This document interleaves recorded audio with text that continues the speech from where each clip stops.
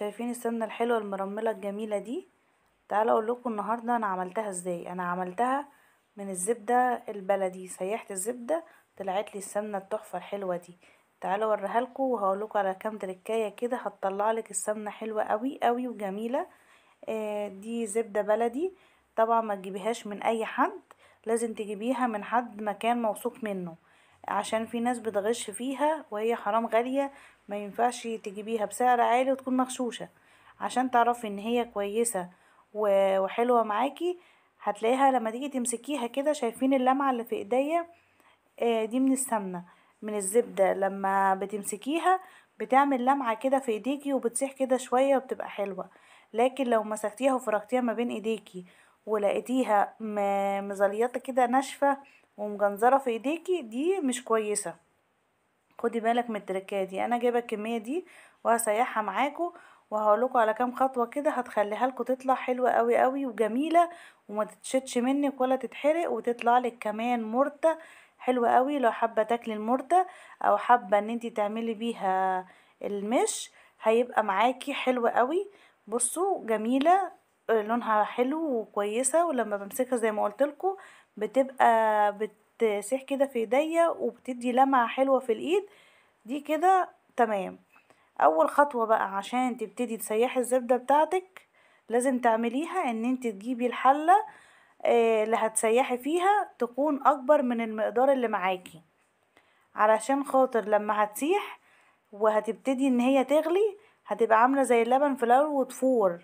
فحرام برضو ان انتي تحضريها وتنزل منك في البوتاجاز وتفور وما تلحقيهاش.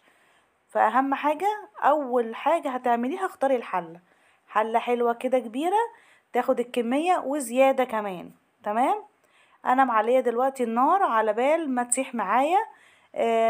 مش هعلي النار طول الوقت، خدي بالك في الاول بس عشان خاطر تسيح معاكي وانت واقفة جنبها اهو.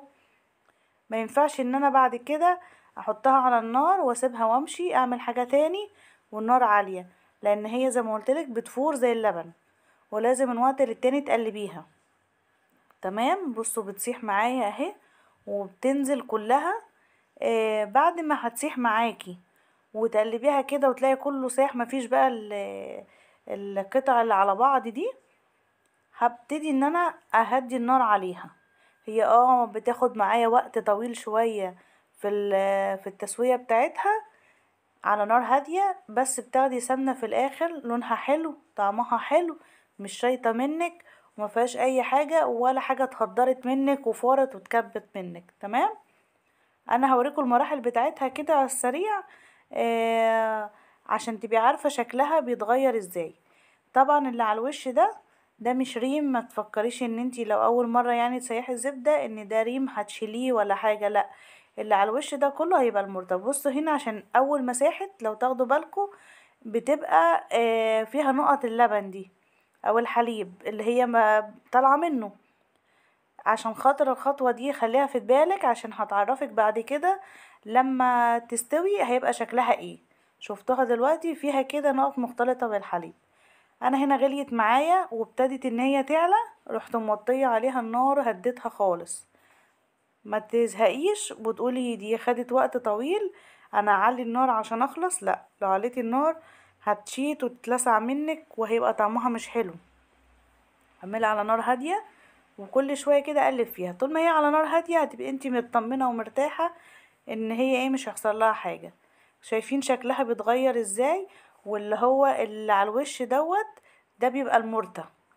مع الوقت هتلاقيها بتغمق وبتنزل منك تبقى في القاع تحت. فالحلة هتنزل لتحت دلوقتي كل اللي على الوش ده. انا بقلبها كده كويس وكل شوية كده امسح الحلة من الجناب عشان تبقى الحلة معايا رايقة كده ونضيفة، وتستوي معايا على مهلها. شايفين كده برضو دخلت في مرحلة التسوية. المرتة ابتدت تنزل لتحت، وبصوا السمنة بتبتدي تصفى، ان هي مع شيلها كده الاقيها سمنة صافية، ما الاقيهاش السمنة لسه فيها نقط من الحليب او اللبن اللي فيها. تمام. المرتة اللي على الوش دي في ناس بتخليها حمرة وفي ناس بتخليها يعني درجة بيج كده بني غامق شوية. انا بحبها اللون الفاتح مش اللون الغامق. تمام. فانا هسويها على الدرجة دي. انا دلوقتي هنا حطيت لها ملح. ما تكتريش الملح وانتي بتحطيها عشان المرطة هتطلع معاكي مالحة والسمنة هتملح. يعني هي ايه، نص معلقة ملح كده صغيرة مش كتير، عشان المرطة لو انتي بتحبي تاكليها ما تطلعش معاكي مالحة، وكمان السمنة ما تملحش معاكي. بصوا بقى دلوقتي لون السمنة بقت صافية ازاي، ما فيهاش بس غير ايه نقط المرطة دي اللي هي هتنزل دلوقتي، بس السمنة معايا ايه بقت صافية. هستنى كده لون المرطة ده يتغير وياخد لون بني شوية او اللي هو الاغمق من البيج كده، وتبقى معايا بقت زي الفل واستوت وبقت حلوة. هو هنا اللون باين فاتح جدا، بس هو لونها مش فاتح للدرجة دي يعني، هو بس عشان الاضاءة مبينها فاتحة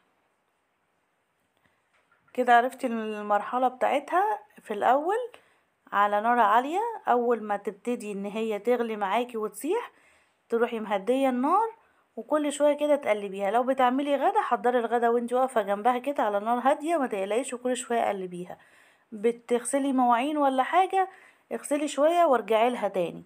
لكن لو على نار عالية هتفضلي واقفة جنبها تقلبي فيها، وكل ما تعلى تروحي مهدية النار، وممكن ما تلحقيهاش تفور او تتلسع منك، فخلي بالك. انا دلوقتي استوت معايا، بصوا بقت صافية وحلوة وجميلة. كل المرطة اللي على الوش نزلت اهي تحت. انا بحبها درجة اللون بتاعها اللون الفاتح شوية.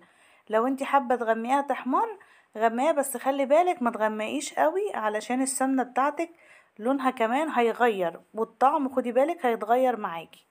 انا هنا بحطها في برطمانات ازاز، اي برطمانات عندك، برطمانات مربى دي جايبه لها برطمان مخصوص حطي فيه. مهم قوي ان انتي تحطيه في ميه مغليه تعقميه، وبعد كده تحطيه على فوطه نظيفه على وشه كده يصفي ميته ويبقى معاكي نضيف. ما تحطيش فيه اي حاجه من جوه تنشفي بيها ولا حاجه عشان يفضل متعقم معاكي. تمام. وانا هحط فيهم السمنه. ما خدي بالك بقى ما تحطيش فيهم والسمنه لسه طافيه عليها واخداها من على النار كده ورحتي حطاها، لا. بستنى شويه، طبعا الجو ساقع، بستنى شويه عقبال ما تهدى ببتدي احط في البرطمانات دول عشان اخر شويه في الحله. بحطهم كده وبصفيهم علشان المرتة ما تنزلش معايا، ما هقدرش من المرتة ولا من السمنة، بصفيها وهملهم كده كلهم. تمام. هم عملوا معايا كمية حلوة. بصوا بقى لونها فاتح، اللون الذهبي الحلو الجميل ده الاصفر، والمرتة على فكرة اغمق من كده بشوية. ما خلتش المرتة معايا تتحرق. وبقت معايا مظبوطة، لونها حلو قوي وريحتها تحفة جميلة جدا. طبعا ما فيش احلى من السمنة الجميلة دي. انا في ناس حبايبنا بنوصيهم من السنة للسنة بيجيبوها لنا من الصعيد، من ناس مضمونة جدا، بتعمل معايا كمية حلوة قوي وجميلة. وكان معاهم بقى ايه العيش اللي هو بتاع الصعيد الحلو ده، مش عارفه اسمه ايه، العيش اللي بيبقى ناشف كده اللي معمول بالحلبة، لو عارفين اسمه قولولي عليه. اكلت بقى المرتة بالعيش ده، تحفة تحفة حلوة قوي. ويا سلام بقى لما تعملي بقى الرز بالسمنة دي، حلوة قوي. ولو انت عايزة برضو تختبريها كده، لا اول مرة تجيبيها من المكان اعملي بيها بيض مقلي، هتحسي بطعمها وتعرفي ان طعمها حلوة قوي ومعاكي ومظبوطة من طعم البيض وطعم الرز. هي صراحة معايا حلوة قوي وجميلة وبتقعد معايا من السنة للسنة زي الفل. في برضو حاجة مهمة حابة اقولك عليها، انك ما تغطيش البرطمانات دي خالص غير لما تبرد معاكي خالص، يعني تلاقيها تبتدي ان هي تشد زي كده ابتدي اغطيها. ما تغطيش البرطمان على طول بالغطا، حطي كيس تلاجة او حطي استرتش راب كده على الوش وبعد كده حطي الغطا علشان خاطر ما تصديش معاكي. وتاني حاجة كمان حابة اقولك عليها عشان تقعد معاكي مدة طويلة وما يجرالهاش اي حاجة، المعلقة اللي هتاخدي بيها تكون نضيفة، ما تكونش بتطبخي وتاخدي من بالمعلقة اللي بتقلبي بيها الاكل تحطيها تاني، لان كده هتعمل ريحة مش حلوة وهتصوف معاكي من على الوش.